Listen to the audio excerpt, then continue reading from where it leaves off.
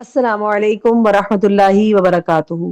الحمد للہ وکفا وسلام علی عباد الذین اصطفیٰ اما بعد فاعوذ باللہ من الشیطان الرجیم بسم اللہ الرحمن الرحیم قال اللہ تعالی فی القرآن الکریم وما ارسلناک الا رحمتا للعالمین، اور بے شک ہم نے آپ کو تمام جہانوں کے لیے رحمت بنا کر بھیجا۔ دوسرا ہجری سال آج ہم پڑھیں گے مدنی زندگی کا۔ اس سبق کے بھی 3 حصے ہیں: بدر و قینقا، منافق عبداللہ بن ابی کا حال، اور قبلہ۔ غزوہ بدر کی اگر ہم بات کریں تو جب مدینہ میں اسلام کی طاقت کو بڑھتا دیکھا تو مکہ کے مشرکین کے لیے یہ ناقابل برداشت تھا۔ انہوں نے مسلمانوں کے خلاف پلاننگ اور حملے کیے۔ اللہ نے سفر 2 ہجری میں ظالموں کے خلاف لڑنے کی اجازت دی، سورۃ الحج میں موجود ہے۔ مسلمانوں کو ختم کر دینے کے ارادے سے مکہ سے 1000 مشرکین پوری تیاری کے ساتھ نکلے۔ ادھر مدینہ سے رسول اللہ صلی اللہ علیہ وسلم 313 جانصار صحابہ کو لے کر روانہ ہوئے۔ ان کے پاس لڑنے کے لیے وسائل بہت کم تھے۔ بدر کے مقام پر دونوں کا آمنا سامنا ہوا۔ اسلام اور کفر کی یہ پہلی باقاعدہ جنگ تھی۔ جم کر مقابلہ ہوا اور مشرکین کو بھرپور شکست ہوئی۔ 70 مشرکین مارے گئے اور 70 قیدی کیے گئے، اور مسلمانوں کو بھی تھوڑا نقصان ہوا، 14 مسلمان شہید ہوئے۔ مشرکین میں ابو جہل کے علاوہ بڑے بڑے لیڈر بھی قتل ہوئے۔ غزوہ بنو قینقا کی اگر بات کی جائے تو جنگ بدر کے کچھ وقت کے بعد مدینہ کے یہود کے ایک قبیلے بنو قینقا نے معاہدہ کی خلاف ورزی کی۔ آپ صلی اللہ علیہ وسلم نے انہیں نصیحت کی اور بغاوت کے سخت انجام سے آگاہ کیا۔ جب ان کی بدماشی اور سرکشی حد سے بڑھ گئی تو رسول اللہ صلی اللہ علیہ وسلم نے سختی سے ان کے علاقے کا گھیراؤ کیا، جو تقریباً 15 دن تک جاری رہا۔ آخرکار انہوں نے ہتھیار ڈال دیے۔ رسول اللہ صلی اللہ علیہ وسلم نے انہیں مدینہ سے نکل جانے کا حکم دیا اور وہ سب ملک شام کی طرف واپس چلے گئے۔ اب ہمیں ان سارے چیزوں سے کیا اسباق اور عمل کے نکات ملتے ہیں کہ بدر کی جنگ کا سبق یہ ہے کہ تعداد نہیں بلکہ پکا ایمان اور اللہ پر بھروسہ جو ہے وہی مومن کے کام آتا ہے۔ اللہ تعالیٰ اپنے دین کی مدد کرنے والوں کی خود مدد فرماتا ہے اور انہیں کامیابیوں سے نوازتا ہے، اور معاہدہ کی خلاف ورزی کرنے کا انجام بہت برا ہوتا ہے۔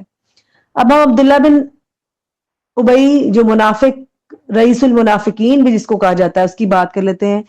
جنگ بدر میں مشرکین مکہ کو زبردست چوٹ پہنچی تھی۔ بنو قینقا کے یہودیوں کو بھی مدینہ چھوڑنا پڑا۔ یہ دیکھ کر مدینہ کے بعض لوگ جو ایمان لانا نہیں چاہتے تھے مگر انہیں ڈر تھا کہ اگر وہ ایمان نہ لائے تو ان کا نقصان ہو سکتا ہے، تو محض دنیاوی فائدوں کی خاطر وہ مسلمان ہو گئے۔ منافق کا تو کام ہی ہے نا کہ جدھر فائدہ دیکھے گا ادھر چلا جائے گا۔ اندر سے یہ مسلمانوں کے دشمن ہی تھے۔ یہ لوگ مسلمانوں میں پھوٹ ڈلواتے، اسلام کے بارے میں شکوک و شبہات پیدا کرتے۔ اسی بنا پر انہیں منافقین کہا جاتا تھا۔ ان منافقین کا سردار کون تھا؟ عبداللہ بن ابی۔ اب اسباق کے جو ہمیں دیکھنے کی چیزیں ملتی ہیں اور عمل کے نکات جو ملتے ہیں وہ کیا ہے کہ نفاق بہت بڑا گناہ ہے، اس سے ہمیشہ دور رہیے۔ اپنے آپ کو ہم نے چیک کرتے جانا ہے، قرآن پڑھتے جانا ہے، اور ایک چیک لسٹ رکھنی ہے کہ کہیں ہم سے تو یہ غلطیاں نہیں ہو رہی۔ قرآن اور حدیث اور سیرت پڑھ کر نیک علماء اور صالحین کا ساتھ رہ کر ان کے ساتھ رہ کر اپنے ایمان کو مضبوط کرنا ہے۔ دین اسلام کے تعلق سے شکوک و شبہات پیدا کرنے والے لوگوں سے دور رہنا ہے۔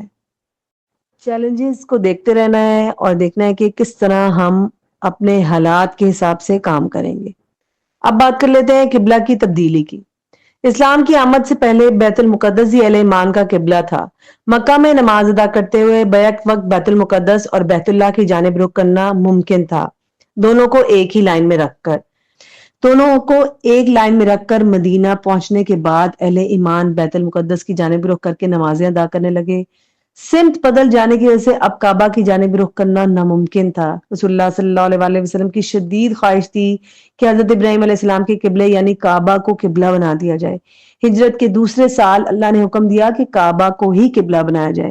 قبلہ کی یہ تبدیلیاں لوگوں کے لیے امتحان تھی۔ سورۃ البقرہ میں اللہ تعالیٰ نے قبلہ کی تبدیلی کے اعلان کے بعد فرمایا کہ اب تم کو سارے انسانوں کے سامنے دین کی گواہی دینی ہوگی، یعنی اپنے قول اور عمل سے انفرادی طور پر یا ٹیم کے طور پر دنیا کے سامنے ہر طرح سے اسلام کو پیش کرنا ہوگا۔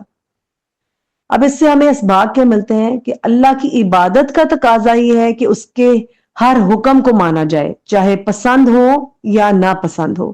دین کی دعوت کو پہنچانے کی ذمہ داری بہت بھاری ہے، اس کے لیے اپنا قیمتی وقت، صلاحیتیں اور مال، جان و مال لگا دینا ہے۔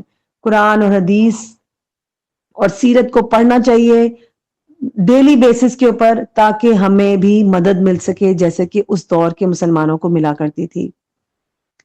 اب مدِ زندگی کے پہلے دور میں 1 سے 5 ہجری تک جو صورتیں نازل ہوئی، 14 صورتیں جن کا ہم نے پہلے ذکر کیا تھا، اور اس کے بعد 2 ہجری میں 4 صورتیں نازل ہوئی، سورہ انفال اور سورہ محمد۔ ان صورتوں کو ہم نے سمجھ کر پڑھنا ہے تاکہ اندازہ ہو کہ مدینہ میں اسلامی معاشرے کی بنیاد رکھنے اور دین اسلام کے دفاع کے لیے اللہ تعالیٰ کی جانب سے رسول اللہ صلی اللہ علیہ وآلہ وسلم کو کس طرح کی ہدایات دی گئی تھی۔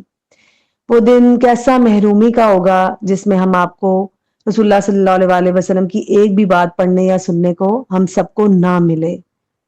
15 سے 20 منٹ ہمارے پاس خاص اہتمام کے ساتھ ہونے چاہیے کہ ہم اس میں غور و فکر بھی کریں، ان واقعات کو جو ہے وہ جو ہم نے پڑھ لیے ان کو دیکھیں اور اپنے عمل میں تبدیلی کیسے لانی ہے اس کو دیکھنے کی کوشش کریں۔